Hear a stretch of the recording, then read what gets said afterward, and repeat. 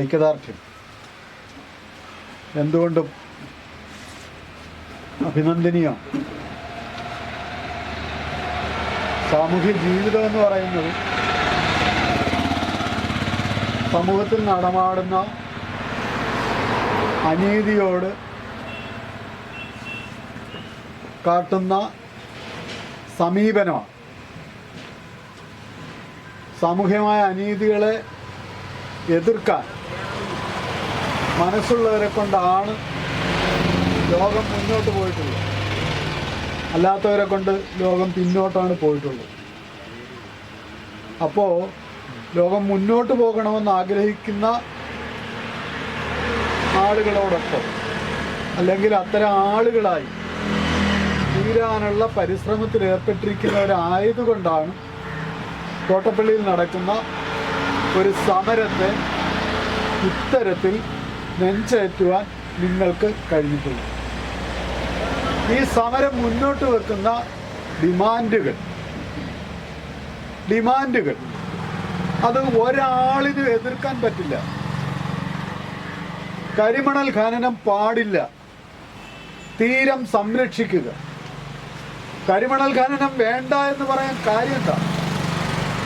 ഈ തീരത്ത് അടിഞ്ഞുകൂടിയിരിക്കുന്ന ഘനസാന്ദ്രമായ മണൽ, ആ മണൽ എടുത്തു മാറ്റിയാൽ ഈ കര ഇവിടെ ഉണ്ടാവില്ല. ഈ കര നിരന്തരം കടൽ കവർന്നെടുത്ത് നാം നിൽക്കുന്ന സ്ഥലങ്ങളിൽ കടൽ കയറുന്ന അവസ്ഥ വരും. ഇത് ഇവിടുത്തെ മാത്രം വിഷയമല്ലല്ലോ.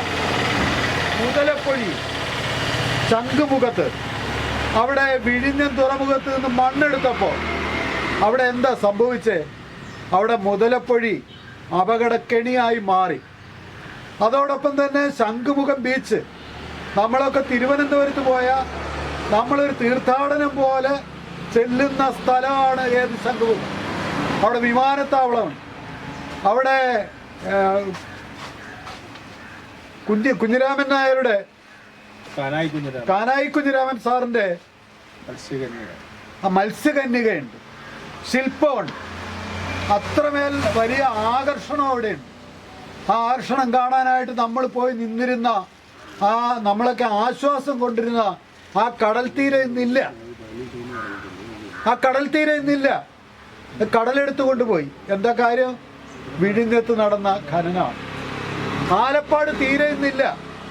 88 ചതുരശ്ര കിലോമീറ്റർ ഉണ്ടായിരുന്ന ആ സ്ഥലം ഇന്ന് 8 ചതുരശ്ര കിലോമീറ്ററായി ചുരുങ്ങിയിരിക്കുന്നു. ഇപ്പം ഇതിന് കാരണം എന്താ? അവിടെ നടന്ന ഖനനമാണ്. ഇന്ന് സുരേഷ് സാർ ഇവിടെ സൂചിപ്പിച്ചു, ഇവിടെ തോട്ടപ്പള്ളിക്ക് തെക്കും വടക്കുമുള്ള കരകൾ, ഇവിടെ വളഞ്ഞവഴി, പുന്നപ്ര, ആലപ്പുഴ വരെയുള്ള തീരങ്ങൾ, നീർക്കുന്നം തുടങ്ങിയ കരകൾ കടലെടുത്ത് പോയിരിക്കുന്നു. തെക്കോട്ട് പാനൂർക്കരയിലും പല്ലനയിലും മധുക്കലും പതിയാങ്കരയിലും ആറാട്ടുപുഴയിലും ഒക്കെ കടലാക്രമണം രൂക്ഷമായിരുന്നു. കടലുള്ളിലേക്ക് കയറിക്കൊണ്ടിരിക്കുന്നു. അപ്പോൾ ആ കടലുള്ളിലേക്ക് കയറാനുള്ള കാരണം ഇവിടെ കിടന്നടിച്ച ഈ ട്രഡ്ജറുകളാണ്. ഇവിടെ ഒരു വലിയ ട്രഡ്ജർ വന്നിരുന്നു, ഇന്ത്യയിലെ ഏറ്റവും വലിയ ട്രഡ്ജർ യോങ്ചങ് 4012. ഇന്നൊരു ട്രഡ്ജറിന് വേണ്ടി നെട്ടോട്ടമാണല്ലോ. ഇവിടെ അയ്യാറിയുടെ കയ്യിലോ അതല്ലെങ്കിൽ KMMLന്റെ കയ്യിലോ ആ ട്രഡ്ജറുണ്ട്. ആ ട്രഡ്ജറിന് വലിക്കാൻ കഴിയുന്ന ശേഷിയുണ്ട്. ഒരു മണിക്കൂറിൽ 2000 ക്യൂബിക് മീറ്റർ മുതൽ 4000 ക്യൂബിക് മീറ്റർ വരെ മണ്ണ് വലിച്ചു മാറ്റാൻ കഴിയുന്ന ട്രഡ്ജറാണ് ഇവിടെ കിടന്ന് മണ്ണടിച്ചത്. നിസ്സാര കാര്യമല്ല. ഈ തീരത്ത് നിന്ന് കവർന്നു കൊണ്ടുപോയത് ലക്ഷക്കണക്കിന് ക്യൂബിക് മീറ്റർ മണ്ണാണ്. 2 ലക്ഷം ക്യൂബിക് മീറ്റർ മണ്ണ് മാറ്റാനാണ് ജില്ലാ കളക്ടർ അനുവാദം കൊടുത്തതെങ്കിൽ ഇവിടെ നിന്ന് 52 ലക്ഷം ക്യൂബിക് മീറ്റർ മണ്ണ് കവർന്നെടുത്തിരിക്കുന്നു ഇതിനോടകം. ബാക്കിക്ക് ഇപ്പോ ആസൂത്രണം ചെയ്തിരിക്കുക. ഇത്തവണ ഒരു അക്കിടി പറ്റി. മഴ ഒരല്പം നേരത്തെ വന്നു. കുട്ടനാട്ടിൽ വെള്ളം ഒരൽപ്പം ഉയർന്നപ്പോൾ തന്നെ ഇവിടെ ബണ്ട് മുറിക്കേണ്ടി വന്നു. ഇവിടെ നമ്മുടെ പ്രതിഷേധം കാരണം ഉപകരണങ്ങളൊക്കെ ഇത്തവണ ഇവിടെ ഉണ്ടായിരുന്നില്ല. അപ്പോ ഈ ഉപകരണങ്ങൾ കൊണ്ടുവരാൻ കഴിഞ്ഞില്ല. എന്നിട്ടോ JCB ഉപയോഗിച്ച് മണ്ണ് മാറ്റേണ്ടി വന്നു. കേവലം 4 മീറ്റർ വീതിയിൽ മണ്ണ് മാറ്റിയപ്പോ രണ്ടാമത്തെ ദിവസം 70 മീറ്റർ വീതിയിൽ വെള്ളം ഒഴുകി. ആ കായലിന്റെ ഭാഗത്ത് ജലം തള്ളുമ്പോ കടലിലേക്ക് വെള്ളം ഒഴുകും.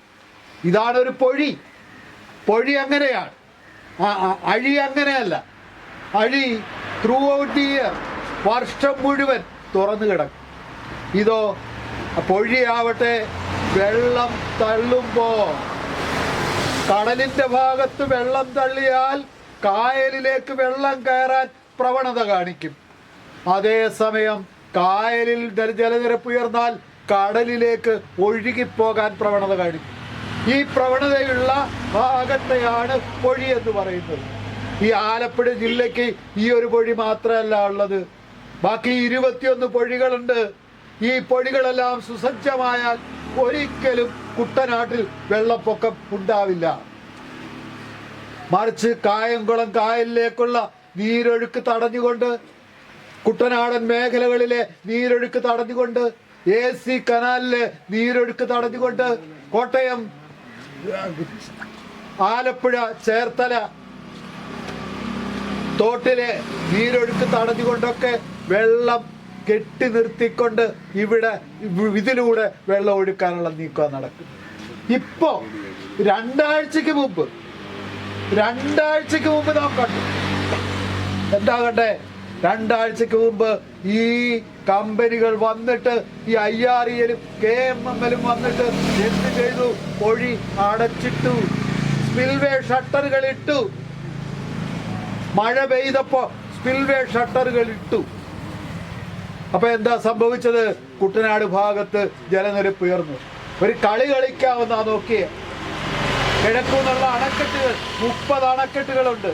ഈ കുട്ടനാട്ടിൽ വെള്ളമെത്തിക്കുന്ന നദികളിൽ തടാകങ്ങളിൽ ഒക്കെയായിട്ട് 30ഓളം അണക്കെട്ടുകളുണ്ട്. 31 അണക്കെട്ടുകളുണ്ട്. ഈ അണക്കെട്ടുകളെല്ലാം തുറന്നു വെച്ചുകൊണ്ടും ഇവിടെ പൊടി അടച്ചുകൊണ്ടും കൃത്രിമമായ വെള്ളപ്പൊക്കം ഉണ്ടാക്കിക്കൊണ്ട് ഇവിടെ കരിമണൽ ഖനനത്തിനുള്ള അവസരമുണ്ടാക്കാൻ പരിശ്രമിച്ചു. അപ്പോൾ നമ്മൾ ചോദിച്ചു, പൊടി അടച്ചു വെച്ചാൽ കുട്ടനാട്ടിലെ ജലനിരപ്പ് ഉയരുമോ താഴുമോ? അതിന് മറുപടി ഉണ്ടായില്ല. ഇതാണ് സ്ഥിതി. എന്തുകൊണ്ടിത്? ഇപ്പോ കഴിഞ്ഞ ദിവസം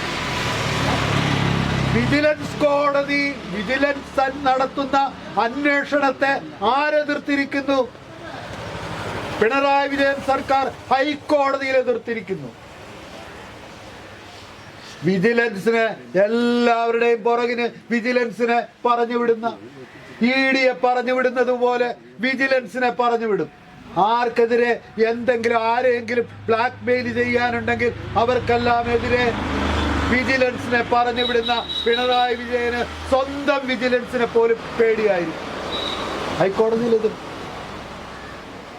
കർണാടക ഹൈക്കോടതിയിൽ കേസ് വന്നപ്പോ ജസ്റ്റിസ് നാഗപ്രസന്നയുടെ ബെഞ്ചിൽ ഒരു കേസ് വന്നപ്പോ ആരെയാ കൊണ്ടുവന്നത്? L. വൈദ്യനാഥൻ എന്ന് പറയുന്ന ഇന്ത്യയിൽ ഏറ്റവും കൂടുതൽ പ്രതിഫലം വാങ്ങുന്ന ആരെ? വക്കീലിനെ കൊണ്ടുവന്ന നടത്തിയേ. KSIDC അതിനകത്തുണ്ട് എന്ന് പറഞ്ഞ ഒറ്റ കാരണം കൊണ്ടാണ് ആരെ സർക്കാർ ഖജനാവിൽ നിന്ന് 1 കോടിയിലേറെ രൂപ മുടക്കിക്കൊണ്ട് L. വൈദ്യനാഥനെ അവിടെ കേസ് വാദിക്കാൻ കൊണ്ടുവന്നത്. ജസ്റ്റിസ് നാഗപ്രസന്ന കേസെടുത്ത് ദൂരെ കളഞ്ഞു. ഇഡിക്ക് പരിശോധിക്കാം, SFIOയ്ക്ക് പരിശോധിക്കാം, SFIOയ്ക്ക് അന്വേഷണം നടത്താം, നിങ്ങൾ പറയുന്നിടത്തല്ല ശരി എന്ന് പറഞ്ഞു. നമ്മുടെ നാട്ടിലെ ഒരു ഹൈക്കോടതിയിൽ ഞങ്ങൾ കൊടുത്ത കേസ് അവിടെ വന്നു. നമ്മൾ കൊടുത്ത കേസ്, സുരേഷ് സാറ് കൊടുത്ത കേസ്, നമ്മുടെ ഹൈക്കോടതിയിൽ വന്നപ്പോ ഒരു ജഡ്ജി പറഞ്ഞു, ഒരു ചീഫ് ജസ്റ്റിസ് പറഞ്ഞു, ഇതിന്റെ മെറിറ്റിലേക്ക് ഞങ്ങൾ കടക്കുന്നില്ല, ഇതിന്റെ മെറിറ്റിലേക്ക് ഞങ്ങൾ കടക്കുന്നില്ല. പഴയ SFI നേതാവ് ഷാജി പി ചാലി ജഡ്ജി ആയിരിക്കുന്നിടത്ത് മണികുമാർ